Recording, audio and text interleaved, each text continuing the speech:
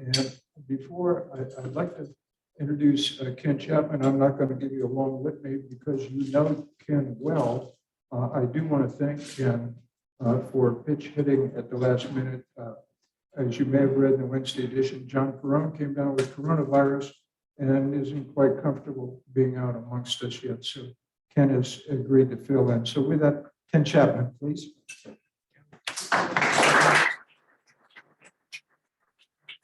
I want to start out by saying thank you.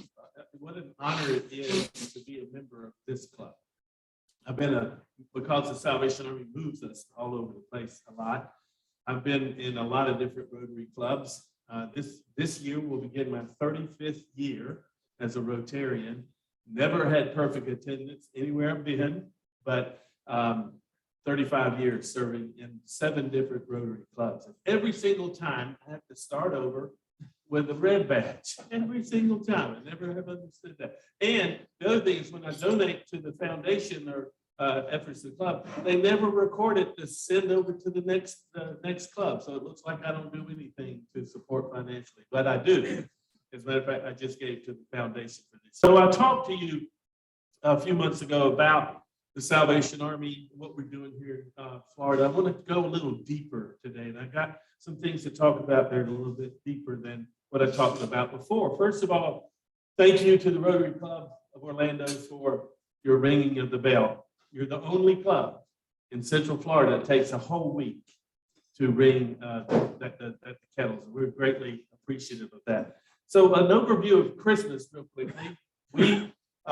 We had some challenges at the beginning of the season. Some of you will recall that we had an attack, actually a media attack sent out on us right at the 1st of November, where Newsweek, a reporter said that we were asking our white donors to apologize for being white and for racism. Well, that is a blatant lie. I'll tell you the story behind that. There was an International Social Justice Commission that was put together, and they published an internal document for the Salvation Army International, and it was intended to stimulate leaders like myself to look at our command. Do we have practices of racism? Do we have discriminatory practices or orders and regulations? And to stimulate an internal conversation, which I thought was healthy. I always want to ask myself, are we doing that?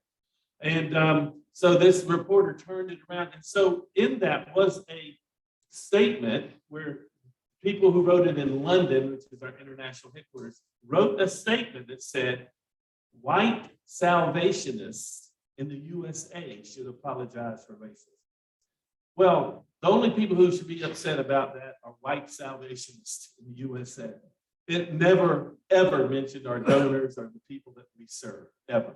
Well, I got a lot of hate mail in the past 2 months. I got a death threat, as a matter of fact, by one person, and very angry people about that statement, that it's all false. So if you've heard that narrative, I want to straighten it all out and let you know it is based on misinformation. It's not true about it, but it hurt us somewhat. But even so, we ended up, I just looked at the financials this morning before I came over here. We ended up $568,000 better this year than we did this time last year. So God is always good. Now the need has grown. The need has greatly grown. So I want to talk about that a little bit deeper today. First of all, what do you think the biggest problem in Central Florida is? Housing. Housing is the biggest, whether it's homeless, people who are precariously housed, or even some of you who, if you sold your homes right now, you'd make a killing, but you don't have a home to buy. This is a major crisis in Central Florida. By the way, I did say to Bill, when he asked me to pinch hit today, I said, oh, good, you asked me to speak after that wonderful speaker we had last week. That guy was awesome. I could listen to him for another hour. But Central Florida, housing is the problem. And it's not just related to homeless. It certainly exasperates the homeless problem greatly. And what's happening because of this housing crisis, we are seeing a new class of homeless being formed. What I mean by that, we served 5,000 children with our angel tree and 1,000 seniors this past Christmas season. It's a wonderful season. This community is so generous. But we had people who were volunteering in the Angel Warehouse last year, and people who donated and adopted angels who were in our line this year receiving. Here's what's happening. The precariously housed. A lot of our economy is based on the service industry and hospitality, very low pay. The pay that we give, and I'm talking about the Salvation Army too, okay? I'm fighting with my headquarters all the time. You know, I came in later in life as a Salvation Army officer. We had careers, my wife and I, before. We're fourth generation Salvationists, but we dedicated our lives to full-time service late in life. And I had an entrepreneurial spirit, and I'm working in an ultra-conservative organization. And you can see the scars on my hand. I'm in trouble all the time with headquarters because I'm out of the box. And so I'm fighting with headquarters now saying, look, our social workers, our case managers, our shelter operation people, we're not even paying them a good living wage. Some of them have to have 2 and 3 jobs to keep their families housed. If the Salvation Army can't do it right, how can we criticize anybody else that's not doing that right? So it's a battle that I'm fighting because we have to raise up salaries. We have to. There's a great resignation we heard about last week. I did the same thing that our speaker did last week. I went to the racetrack where I get a drink every morning, and the doors were locked. And they set a sign, no one showed up for work today. We're all experiencing that. We're all struggling with that. And that's going to have a snowball effect. When people don't work, they don't get paid. When they don't get paid, they can't pay their rent. By the way, most landlords, don't fault them for that. Economics are going up 40, 50, and 60% on their rents. And people who were struggling to do that are being put out of their homes and showing up at our door. Our shelters are filled every single night, 300 beds filled every night, with an overflow of 75 in an 8,700 square foot tent that we have put up to meet the COVID demand. This is a major crisis that is going to get worse. I don't want to be all doomsday on this stuff because we are trying very hard to find solutions to this problem. Here are some things we're working on. In Osceola County, we have an incredible supporter, Commissioner Peggy Chowdhury is an amazing Salvationist supporter. The thing that it really impresses me about her, we're a Christian-based organization. She's Muslim, and she loves our mission and what we're trying to do. And so we are working with her on what we call the landlord to tenant program. So we're getting together in Osceola County. We're going to replicate this hopefully in Orange County. We are going to get 50 to 60 landlords who have properties for rent. We're going to the landlord and say, here's a whole year rent. We're paying the rent for a whole year up front and putting the clients that we have identified who qualify into this housing. We also have a fund that if the house is damaged by the end of the year, we have monies to make the repairs. So there's no risk to a landlord whatsoever with that. That is a program that we're working, and $1 million is being given to make that happen. This is an answer to the housing crisis that we have. We also have in our 8-acre campus 2 plots of land that we are trying to negotiate with. There's a lot of ARPA funds on the table right now, the American Rescue Plan. And the counties and the city governments have millions of dollars. They're trying to figure out how to use it for homelessness and COVID response. And so we have raised our hand and said to Orange County and to the city of Orlando, we have raised our hand and said we want to build a high-rise similar to the William and Catherine Booth Towers that we currently have, where 319 elderly live there for an average of $237 a month, some $300 depending on their retirement income. We've been doing that for 42 years. We know how to do it. It is in the positive. It does not lose money. It sustains itself. We know how to manage it and do it. We want to build a 120 unit apartment complex for affordable housing on our property. And the rents would be about a $1,600 market value apartment that we would rent for $600 and less for families who are struggling and who qualify. Along with that, we will have wraparound services. In that building will be social services, case managers, career source, Valencia College. We have all of our partners will be in one of the floors of that high rise, that every day case managers and social workers will be working with the clients to try to move them to the next level. So you don't have to stay in this kind of environment. We want to get you into more permanent housing and housing that you can sustain. So we're getting some legs on that now. It's starting to happen, and we're getting something going with it. But there is a big problem.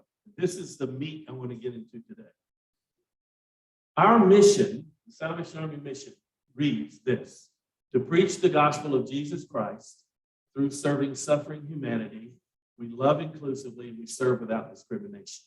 So I don't apologize for talking about the gospel every time we give help. That's who we are. And you cannot divorce the faith-based from the social services, or we are not who we say we are. And some people say, well, I didn't know the Salvation Army was a church. Well, what part of salvation did you not get in that title? So we are doing that on a constant basis. But here's the problem that we're struggling with: the government. This is HUD's model and the government's model, the current government's model of how people are to be dealt with affordable housing. So if we build and get HUD money to build the high rise I just talked to you about, here's what they're saying: the people who move in there do not have to participate in wraparound services. Now, we did a study, a nationwide study, and here's what we discovered.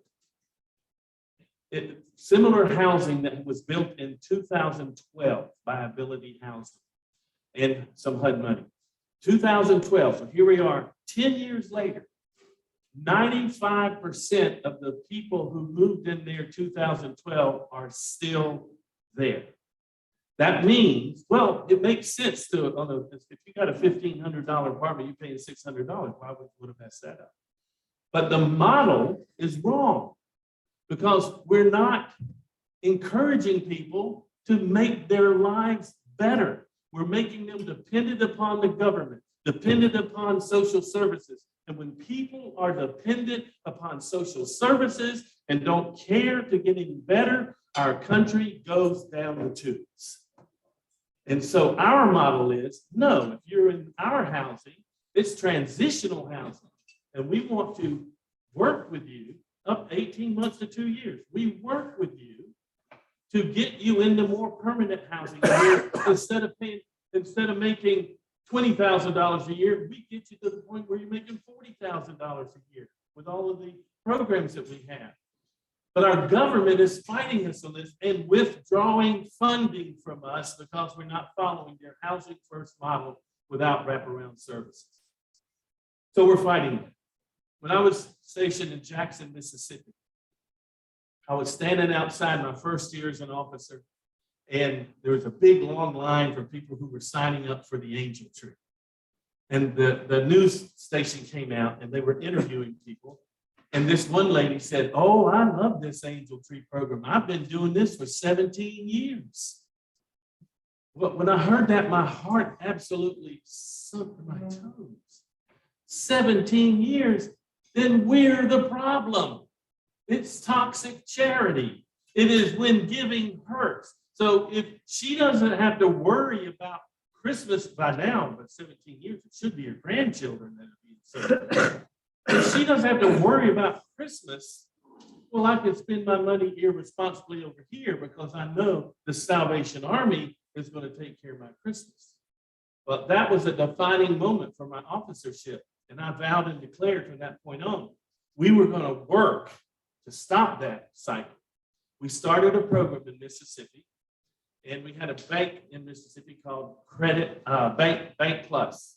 Bank Plus. They're only in 3 or 4 southern states. And the president of that bank was on our board. He's a great guy. So we worked with him, and we took people off of our Angel Tree, and we had them come in twice a month to our facilities, and Bank Plus brought in people to train them about how to write checks, how to save money. We asked them to put $10 a month into a kind of a Christmas club kind of account with Bank Plus each month. And at the end of the year, Bank Plus matched what they saved. We took them shopping and showed them how to spend responsibly. So they had a hand in their Christmas, not just being completely funded by social services. We took it a step further, and we called it Credit Plus. And Bank Plus would then bring in those people who were interested in changing their lives. And they would loan them some money, and they would build credit or establish credit, prepare credit. Long story made short, after 4 years of doing that, 200 families in Mississippi had $1.8 million in savings in Bank Plus. That was a program that showed people weaning themselves from social services into productivity. And as business people sitting around this room, isn't that what you want for your community? People who are actually trying to be productive and not a burden on the system.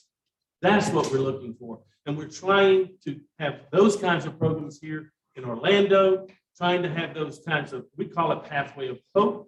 The Salvation Army has actually created a hope quotient, which has gotten national acclaim. So say, for instance, Tom comes in and we assess him at a 43. We'll say, okay, Tom, in 6 weeks, we want you to be at a 52. And these are the things you need to get done in order to move you up to a 52. When you get to in the 80s, you're getting ready to move into permanent housing and self-sustainability. If we don't operate like this as nonprofits, not just the Salvation Army, but the government and all other nonprofits, by the way, there are 4,000 nonprofits in Orange County alone. So we're competing with all of that. And most of them are very good. But if we don't operate with a better model and demand that people have put some skin in the game, then we are going to ultimately fail. I would think as investors, as funders, as donors, you would love to hear this kind of talk. Yes, we do need to make people more responsible. Now, there are some things that enter into that. There's mental illness. Okay? There are disabilities. There are people who can't really better themselves without assistance. We understand that, and we certainly work with that. But for the most part, 76% of the people we serve are capable of working and helping themselves move to the next level. 76%. So it's the old thing, a hand up, not a hand out. And that is what we're trying to build our models on. So let's talk about this new class of homelessness. What does that mean? Where does that go? Here's the good news about that. Most of those people who are in the new class of homeless because they lost their apartment or they lost their home because the rents went up, or COVID, they missed work, they lost their jobs, and we're not paying enough. Most of those people are trying. Most of them are working. And as a matter of fact, with the average salary or wages that are paid here in Central Florida, you have to work 2.5 jobs to be able to put a house over a roof over a house of a family of 4. 2.5 jobs. And I'm raising my hand saying we're one of the people that contribute to that with the way we pay our staff. But we are working hard on that. But this new class of homelessness, the good news is this. Most of them want the pathway of hope. Most of them want the assistance to get to the next level. And that's where we're putting most of our effort, is rather than trying to come up with the monies to pay their rent, because once you get 3 or 4 months behind in rent, it's really tough to catch up and get even again. And even with all the rescue monies that are around here, they opened up one in Volusia County yesterday, and it closed in 30 minutes. 500 families in 30 minutes took $4 million in 30 minutes.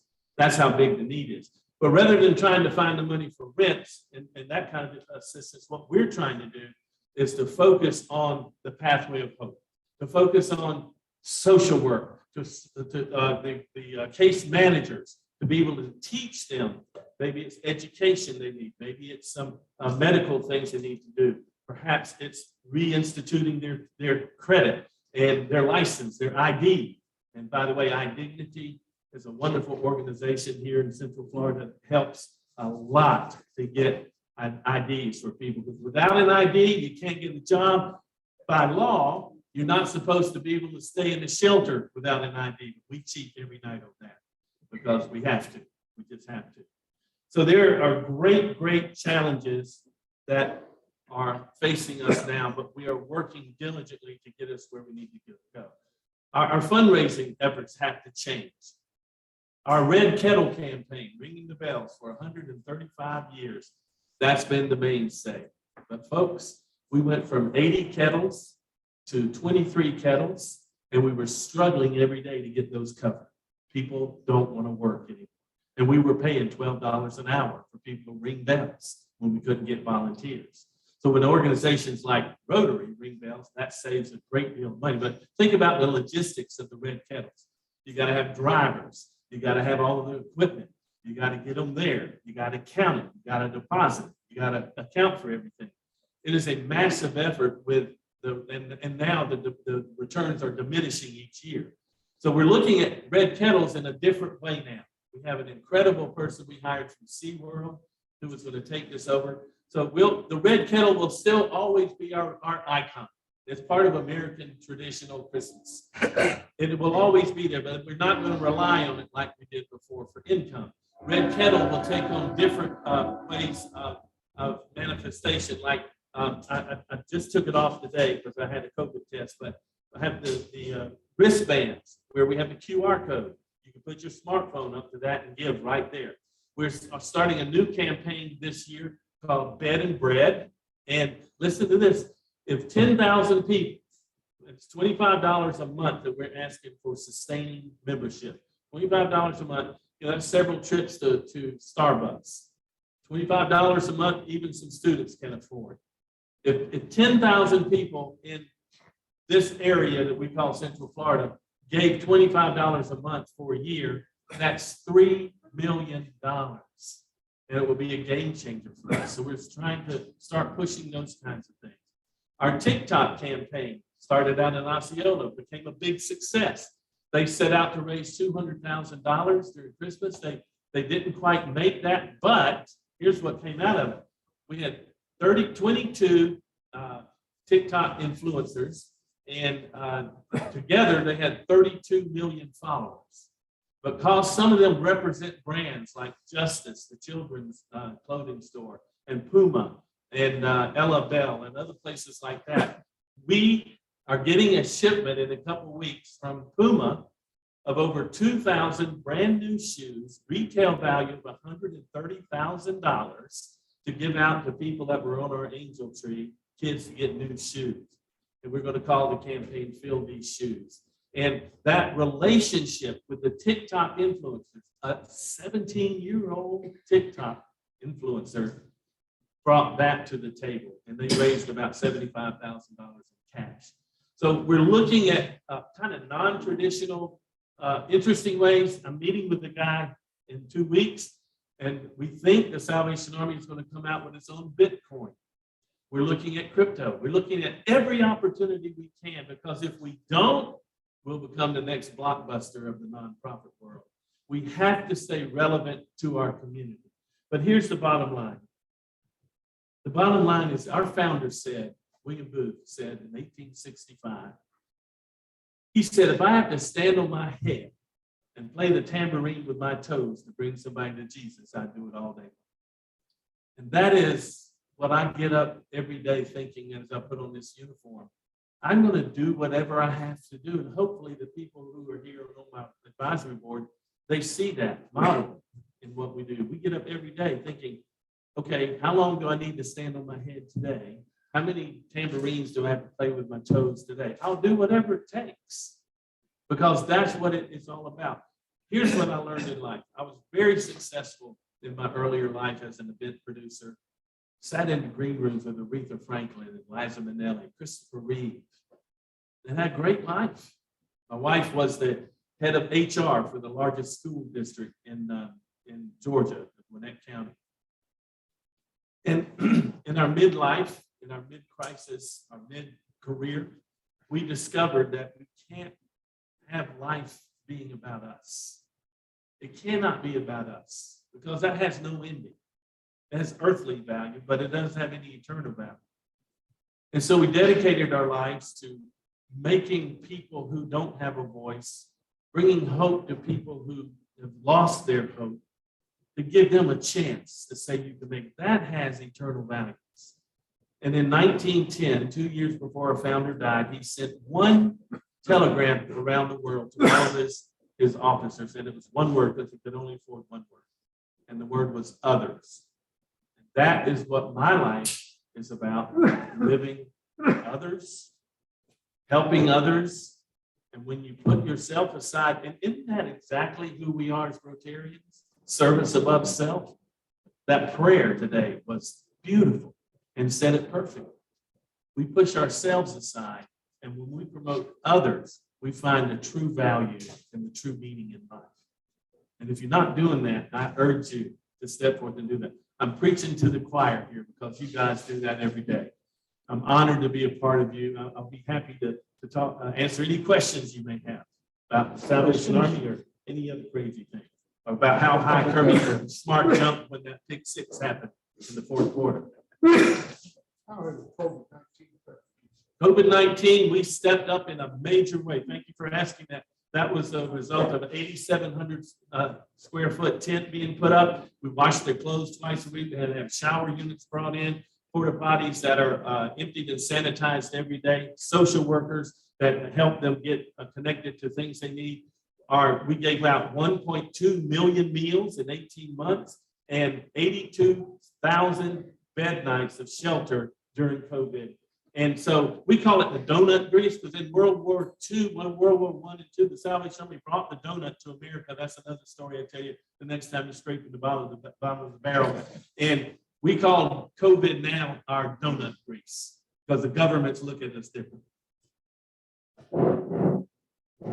Thank you so much for that presentation and bringing some kind of reality to us in Orange County, where the statistics you presented, especially the shocking 2.5 times what you need just to have a roof over your head. My question to you is that with a new session starting in Tallahassee, have you been meeting any of the legislators to show them the urgency of it? Because I have been, and I'm getting no answer except to say they're going to constantly jump into the Sadowski Fund money out. And that's it. I have spent a lot of time cultivating relationships with city commissioners in the last 6 months. I spent even more time cultivating relationships with county commissioners, and it's starting to pay off. We have hit an absolute door slammed in your face when it comes to Tallahassee. No interest, and they are bastardizing that fund, and they are stealing from the people that need it the most, and I have nothing good to say about that. And you're such a beautiful speaker. Excellent presentation. But my question revolves around the issue highlighted. 17 years she's been part of Angel Tree. What kind of ways, I know that you guys do sometimes like at-home outreach, right? What ways do you verify that these people are actually willing and able to, they're putting down the energy to. So we have a system of verification of income and the bills, and that there's a lot of things that they have to show. We do a lot of home visits, not every one of them, but a lot of them. But they have to meet twice a month, face to face with a case manager who holds them accountable. And after a certain amount of time, if they're not doing their things, they're removed from the program. And we say, when you're ready to put some skin in the game, come back. I just want to say thank you and great presentation. And I appreciate that you addressed right out of the gate the news situation. Because when I heard about that, my stomach just sank because, and I didn't dare reach out to you because I could only imagine what you were going through, but it's very comforting to hear what you have to say today, because it seems like no matter what the industry, whether it's sports or entertainment or stores or whatever, it's like, just do what you do. Like, don't go headlong into all this craziness, And when I saw that, I thought the Salvation Army serves God. So to all of a sudden have you start being intimidated by man, to where you're going to start chasing all this crazy racism and all this other stuff, rather than just doing what God told you to do, it was disheartening. So I'm encouraged that that's not the case at all and that you're still going in the right direction. Thank you. On the back of every kettle, I put a letter in response to that in case people approach kettle workers. And it said basically, we don't buy into any of that. We're all the same at the foot of the cross. Nobody has to apologize for anything but their own individual sin. And the only thing we need to apologize about is our own sin. And we are focused on serving people who need us. And if we stay focused and pure in that mission, God will honor that. I wanted to bring up two things so you could talk about it. One is the staggering amount of food that you give out every year. And the other is what Fox at least came totally to the Salvation Army's aid on when the statements came out that you're anti-Semitic, anti-Black, and anti-gay. Well, if you look at our statistics on the people we serve, it speaks for itself. 86% of the people we serve are the people they said we were discriminating against. And about the amount of food, I don't know where it all comes from. I don't even know how to tell you it comes from. All of a sudden, I know a truck shows up that Fresh Market refused to accept. Would we take it? Absolutely, we'll take it. Quick story and I'll be done. Right when COVID started, this truck drives up, semi-tractor, and somebody comes and Captain, they want to donate peanut butter. I'm thinking, that is awesome. Peanut butter. That's a lot of protein. That's great for giving out, especially for people who are homeless and unhoused and people who are food insecure. Well, as we unloaded it, we found out it was in 50-pound bags and boxes of bulk peanut butter. So what do? Well, I slept on it that night, came back the next morning and said, here's what we're going to do. We got 200 volunteers to come in over 2 weeks. And we bought those little Chinese containers, with the soup containers. And we had people scoop it in, seal it up, and we gave out peanut butter for 6 months. And there was peanut butter over the walls, all over the floor. But there's News 6 did a story on that. Operation Peanut Butter, No Jelly.